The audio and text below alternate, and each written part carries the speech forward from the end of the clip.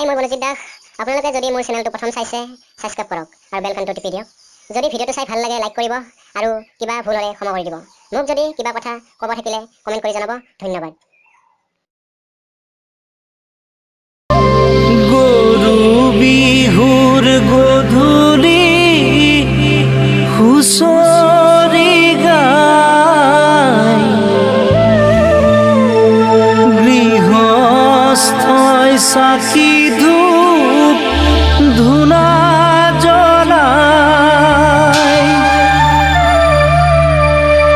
কালিলৈ গধূলি হুঁচৰি জুৰিম শৰাই খনি থবি সজাই মৰাই ঐ শৰাই খনি থবি হাই নমস্কাৰ মই বনজিত দাস আপোনালোকে বৰ্তমান চাই আছে বনজিত দাসৰ চেনেল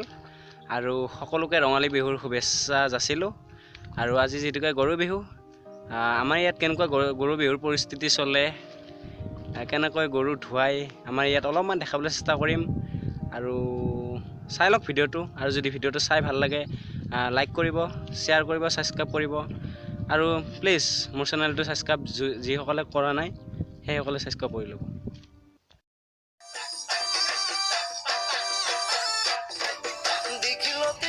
মাখিয়তিৰ চাত হাতৰ খৰি কাটলাও বেঙেনালৈ গৰু গা ধুৱাবলৈ যাওঁ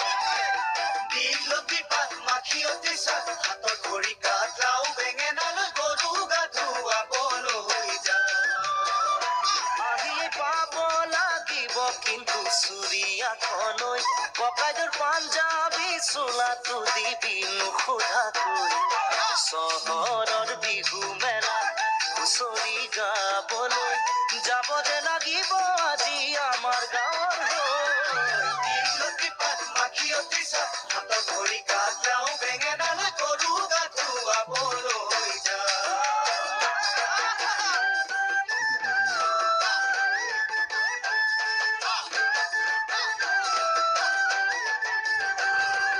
বাকচতে তোৰ আছেনে বাৰু ফুলাম গামোচা পপুৱা পুতাৰ মূৰতে পাক মাৰি ল'বলৈ